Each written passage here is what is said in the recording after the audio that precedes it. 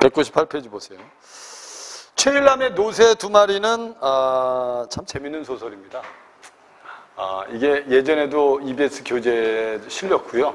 자주 나오는 작품 중에 하나입니다. 자, 이 노새 두 마리에서 좀 마지막에 보면 좀 슬프죠. 원래 이 작품 읽고 나면 좀 슬퍼야 됩니다.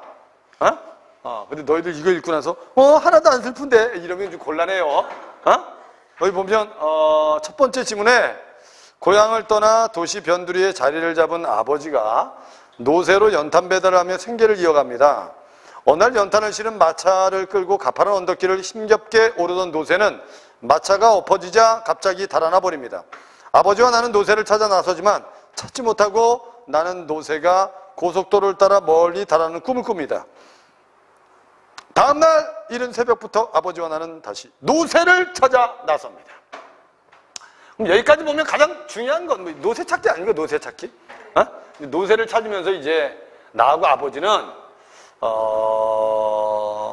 이제 아버지 마음속에는 이제 노새를 찾지 못해서 안타까움도 있고 슬픔도 있지만 나는 아버지하고 이렇게 손을 잡고 길을 걸어가거나 동물원에 가거나 또는 이제 대포집에 가서 아버지의 얘기를 듣는 걸 나름대로는 좋은 추억이라고 생각해. 얘는 근데 마지막에 이제 결국 아버지도 집을 나가거든요. 그걸 통해서 이제 나라는 아이가 깨달은 게 뭐냐면 그래 우리 같은 이 도시에서 가난하게 사는 사람들은 이 도시에서 정착하기가 쉽다 어렵다. 그거 느낀 거예요. 이거. 슬픈 소설이야 이거. 분석만 합시다. 아버지는 키가 컸습니다.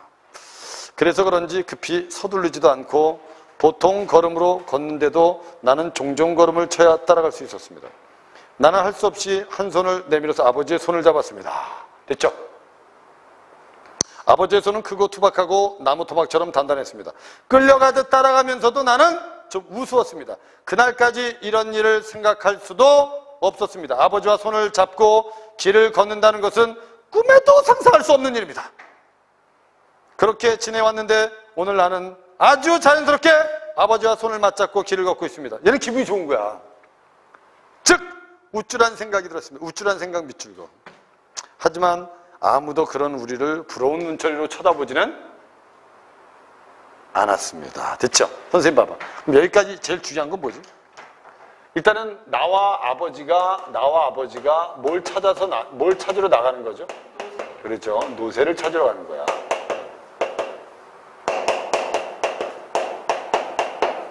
됐죠? 새벽부터 노새를 찾으러 가.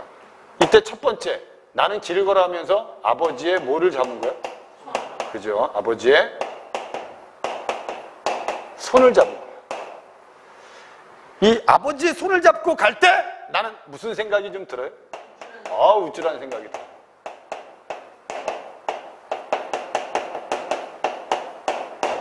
뭐 어린아이들이 아버지 손잡고 막 지나가는 사람들이 우리 아버지야? 뭐 이러는? 이런 우쭐한 생각이 들어. 근데 밑에 아버지와 나는 한도 끝 없이 걸었습니다. 어느새 거리는 점심때쯤 되었고 눈발이 비치기 시작했습니다. 어느 곳을 가나 거리는 사람들로 붐볐고 도시니까 그 많은 사람들은 우리 부자더러 어디를 그리 바삐 가느냐 노새를 찾아 다니냐고 묻지 않았고 아버지와 나도 아무에게 노새를 보지 못했냐고 묻지도 않았습니다. 서로 뭐가 없는 거니? 관심이 없는 거예요. 그렇죠? 관심이 없는 겁니다. 다리는 쇠사슬을 단 것처럼 무겁고 배가 고파 쓰렸습니다. 나는 그런 우리가 옛날 얘기에 나오는 길리는 나그네 같다고 생각했습니다. 길은 멀고 해는 저물었는데 쉬어갈 곳이라고는 없는 그런 처지 같았습니다. 아무리 가도 인간은 나타나지 않았고 멀리서 깜빡깜빡 비치는 불빛도 없었습니다. 보이는 이 거친 산과 들뿐 사람이나 노새는 보이지 않았어요. 여기까지는 일단 이 둘이 이렇게 걸어가는데 사람들은 나와 아버지에 대해서 뭐가 없다? 그죠? 관심이 없습니다. 그 다음에 우리 어디 갑니까 이제? 아버지와 내가 어디 갔어?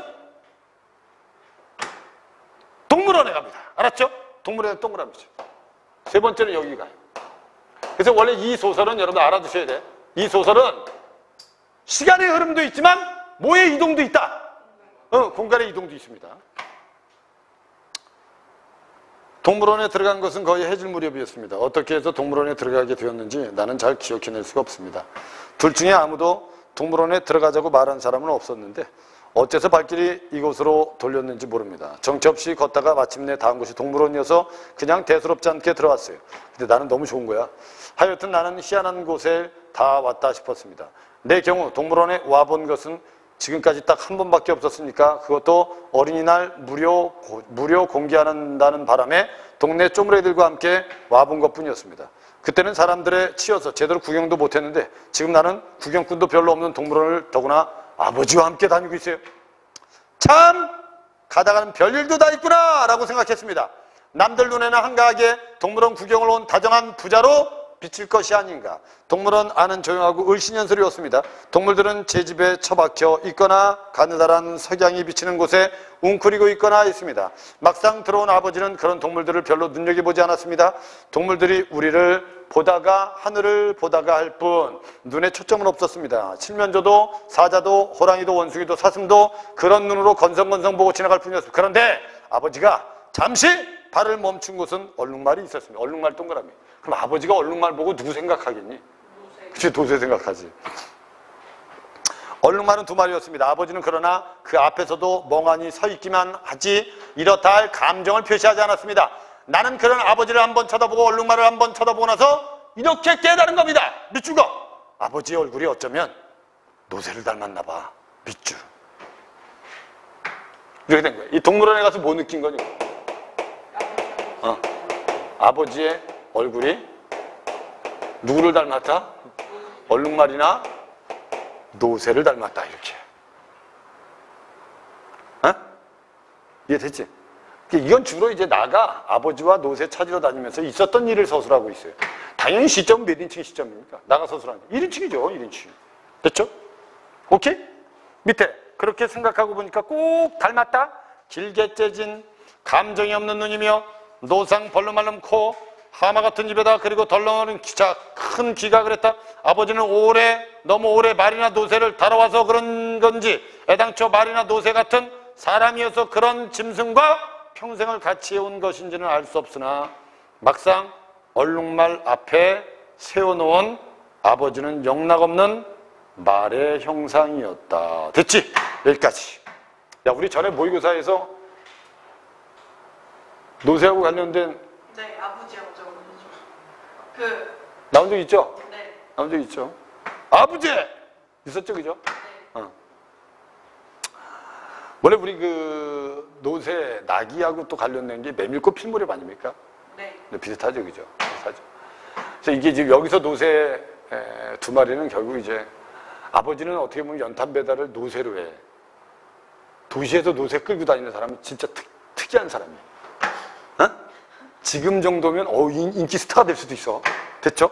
근데 그 당시에는 이제 사람들 보기에는 뭐야, 뭐 도시에서 저런 끌고 다니고 있어. 이럴 수도 있어. 자, 아버지는 진짜 노새를 끌고 다니면서 연탄 배달하면서 진짜 열심히 살아보려고 했던 거야. 근데 그게 안 되는 거야. 그러니까 도시에서 여러분 예전에 농촌 떠나서 도시에서 이제 꿈을 가지고 도시로 와서 알았죠? 도시에서 돈 좀 많이 벌어보겠다, 정착을 하겠다는 사람 중에 많은 사람들은 정착을 못했죠. 그거 그러는 거야. 동물원을 나왔을 때 이미 거리는 밤이었습니다. 이번에는 집 쪽으로 걸었습니다. 그럴 수밖에 우리는 더 갈 데가 없었어요. 우리 동네에 저만치 보였을 때 아버지는 바로 눈앞에 있는 대포집으로 바로 옵니다. 대포집 동그라미죠. 이 대포집에서 아버지가 힐끗 나를 돌아보고 나서 다짜고짜 나를 술집으로 끌고 들어갔습니다. 이런 일도 전에는 없던 일. 얘는 너무 좋은 거야, 이게. 아버지하고 이게.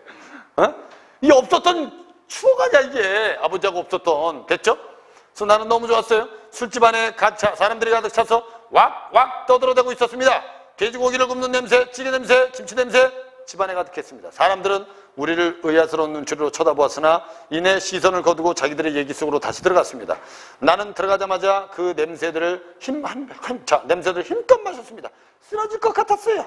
아버지는 소주 한 병과 안주를 시키더니 안주는 내 쪽으로 밀어주고 술만 거퍼 마셔댔습니다. 아버지는 술이 약한 편이어서 저러다가 어쩌나 하고 걱정이 되었습니다. 아버지 그만두세요. 몸이 해로워요.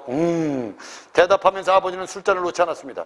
얼마나 지났을까? 안주를 계속 주워 먹었으므로 어느 정도 시장길을 변한 나는 비로소 아버지를 쳐다봤고 이제부터 내가 노새다. 밑줄 그어놓으세요. 아버지는 그럼 야 아버지가 이제 동물원 나와서 어디에 간 거지? 대포집에 갔지. 대포집에 가서 아버지는 술을 먹어. 술을 먹고 뭐 한 거니 사실은? 술을 먹고 뭐 한 거니? 술을 먹고 취했다고? 당연한 거 아니야. 당연한 거 아니야. 야, 대포집에 가서 술을 먹고 아버지 뭐 한 거니? 체념한 거지. 그래, 좋아. 노새가 없으면 내가 노새하면 되지. 이렇게 된 거야. 그럼 이때 아버지는 노새 찾는 걸 체념을 했지만 뭐를 체념한 건 아닙니까? 삶을 체념한 건 아닙니다. 알았죠? 그래, 노새가 없으면 내가 노새지 뭐. 이렇게 된 거야. 불쌍하다. 밑에 이제부터 내가 노새가 돼야지 별 수 있니? 그놈이 도망쳤으니까 이제 내가 노새가 되는 거지? 기분 좋게 취한 듯한 아버지는 놀라는 나를 보고 힝 한번 웃었습니다. 나는 어쩐지 그런 아버지가 무섭지가 않았습니다. 그러면 형들이나 나는 노새 새끼고 어머니는 암노새고 할머니는 어미노새가 되는 걸까? 나도 아버지를 따라서 힝 하고 웃었습니다.